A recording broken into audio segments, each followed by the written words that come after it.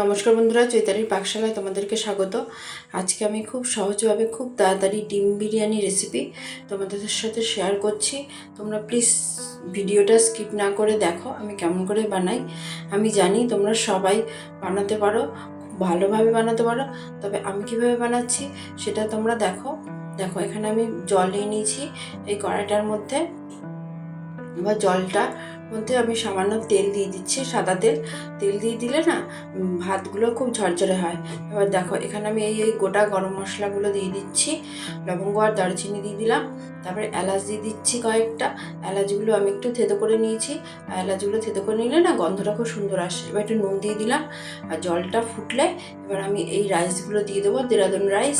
এগুলোকে আমি ভালো করে ধুয়ে রেখেছিলাম, তবে বেশিক্ষণ ভিজিয়ে রাখিনি, 5-7 মিনিট মতন ভেজানো ছিল। তারপরে জলটা ঝরিয়ে নিয়ে আমি এখানে এই চালগুলো জলের মধ্যে দিয়ে দিলাম। বেশিক্ষণ লাগবে না, এগুলো 10-12 মিনিট মতন বসালেই হবে। জলটা ফুটুক, তারপরে আমি বন্ধ করে দেবো গ্যাসটা। দেখো এরকম হচ্ছে, পুরোপুরি নরম করব না, একটু শক্ত রাখবো, কারণ পরে তো ওটা আবার করতে হবে। এবার দেখো এইগুলো নিয়ে নিয়েছি, এখানে এই পেঁয়াজ কুচিগুলো নিয়ে নিয়েছি, এটা দিয়ে বেরাস্তা বানাবো।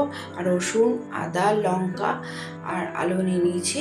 আর রসুন, আদা, লঙ্কাটা আমি পেস্ট করে নেবো, আর আলুগুলো আমার ডিমের জন্য লাগবে। এবার দেখো কড়াই নিয়ে নিয়েছি, কড়াইতে আমি সাদা তেল দিয়ে দিচ্ছি। তেলের মধ্যে সামান্য হলুদ দিয়ে দিলাম, সামান্য নুন দিয়ে দিলাম। এবার আমি ডিম ভেজে নেব। এখানে আমি 2টো ডিমই ইউজ করেছি। ডিমগুলো আমি সেদ্ধ করে রেখেছিলাম, আর ডিমগুলো আমি হালকা করে ভেজে নেব। বেশি ডিম ভাজতে লাগবে না, হালকা করে ভাজলেই হবে।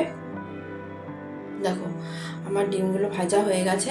এবার আমি ডিমগুলো নামিয়ে নিচ্ছি। এবার আমি এই তেলের মধ্যে আলুগুলো ছেড়ে দেবো। এবার আলুগুলো আমি ভালো করে লালচে করে ভেজে নেব।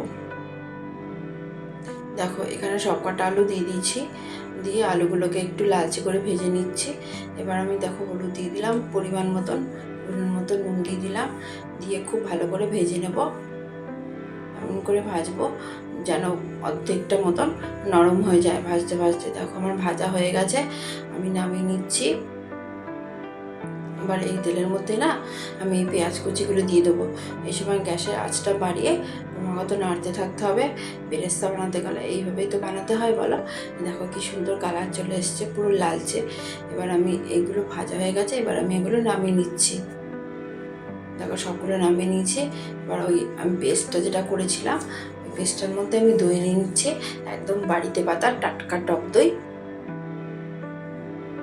নিয়ে। এবার না কী করবো বলো তো, একটুখানি মিক্সিতে বেটে নিয়েছি, তাহলে দইটা ভালো ফ্যাটানো হয়। এবার দেখো এর মধ্যে আমি ওই তেলে গোটা গরম মশলা দিয়ে দিচ্ছি, আর গোটা গরম মশলাগুলো আমি নোড়া দিয়ে একটু থেতো করে নিয়েছি। এবার আমি এখানে জিরে দিয়ে দিলাম, জিরে ফোড়নটার থেকে খুব সুন্দর গন্ধ বেরোলে এবার আমি ওই দই সহ পুরো মশলার পেস্টটা আমি এর মধ্যে দিয়ে দিলাম, দিয়ে খুব ভালো করে কষাবো। এখন গ্যাসের আঁচটা একদম কমিয়ে দেবো, আর এখানে আমি 1/2 চামচ জিরে গুঁড়ো আর 1/2 চামচ ধনে গুঁড়ো দিয়ে দেবো। এবার আমি হলুদ দিয়ে দিলাম পরিমাণ মতো।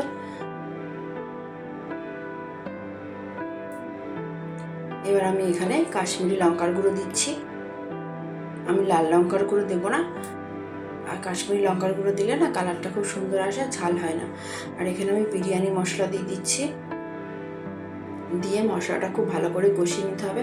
দেখো আমার মশলাটা খুব সুন্দর কষানো হয়েছে, কি সুন্দর কালারটা এসছে, দেখেছো? সাইড দিয়ে তেলটাও বেরিয়ে গেছে। এবার আমি আলুগুলো আর ডিমগুলো দিয়ে ভালো করে একটুখানি নাড়াচাড়া করব, খুব ভালো করে মিশিয়ে নিতে হবে। মিশিয়ে নিয়ে আমি এর মধ্যে জল দিয়ে দেবো, বেশি জল লাগবে না, 1 কাপ মতন জল দিলেই হবে। জল দিয়ে আমি খুব ভালো করে নাড়াচাড়া করে নিলাম। এবার আমি গ্যাসের আঁচটা একটু বাড়িয়ে দিয়ে নুনটা দিয়ে দেবো, নুন দিয়ে আবার ভালো করে নাড়াচাড়া করব। আবার এই সময় আবার গ্যাসের আঁচটা কমিয়ে দিয়ে ঢেকে রাখবো, বেশিক্ষণ লাগবে না, 7-8 মিনিট মতন ঢেকে রাখলেই হবে। তারপরে খুব ভালো করে নাড়িয়ে চাড়িয়ে নেবো। এই অবস্থায় তোমরা ডিমে আলু ঝোলটা খেতে পারো।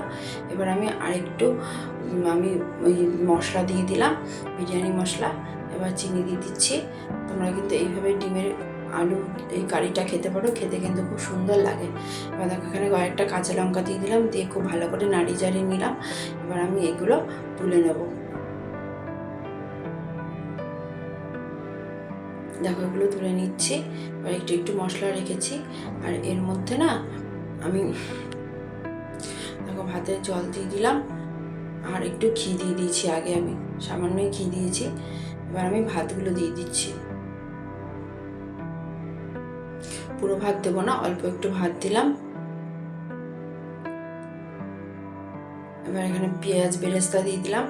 এখানে ভাত করার সময় ভাতের ফ্যানের যে জলটা থাকবে সেই জলটা রাখবে। এই জলটা ফার্স্টে যে জলটা দিলাম ওটা আগে দিয়ে দেবে। এবার একটু একটু করে ডিমের আলুগুলো আর মশলাগুলো দেবো এর মধ্যে। আমি এইভাবে বিরিয়ানি রান্না করি, তোমরা কীভাবে রান্না করো আমাকে কমেন্ট করে জানিও। এইভাবে খুব তাড়াতাড়ি হয় আর খেতে কিন্তু খুব টেস্টি হয়। তোমাদের যদি আমার এই রেসিপিটা ভালো লাগে তোমরা লাইক করো, কমেন্ট করো আর সাবস্ক্রাইব করে দিও। এবার দেখো একটা লেয়ার হয়ে গেল, আবার আমি আরেকটা লেয়ারের জন্য আরেকটু ডিম আলু দিয়ে দিচ্ছি। ঝোলটাও দিয়ে দিচ্ছি। এই টাইমে গ্যাসের আঁচটা কিন্তু একদম কম করে রাখবে, নাহলে নিচ থেকে পুড়ে যাবে। পেঁয়াজ বেরেস্তা দিয়ে দিলাম। এবার সামান্য একটু আতর দিয়ে দিলাম, একদম সামান্য, কারণ বেশি দিলে না গন্ধটা খুব বাজে লাগে। এবার আমি ঢেকে রাখছি বেশিক্ষণ না, ওই 15-20 মিনিট মতন ঢাকলেই হবে। দেখো আমার রান্নাটা কিন্তু রেডি হয়ে গেছে, তোমাদেরকে তুলে দেখাচ্ছি কেমন হয়েছে। নিচ থেকেও তলাটা ধরে যায়নি। আর দেখো চালগুলোও কিন্তু খুব দানা দানা আছে। দেখে কি মনে হচ্ছে খেতে ইচ্ছা করছে? তবে খেয়েই নাও। আমার যদি এই রেসিপিটা তোমাদের ভালো লাগে অবশ্যই সাবস্ক্রাইব করো, লাইক করো। আর আমি একটা বাটিতে তুলে দেখাচ্ছি কেমন হয়েছে, তোমরা দেখে নাও। খেতে কিন্তু খুব টেস্টি হয়েছিল, তোমরা বাড়িতে বানিয়ে খেও।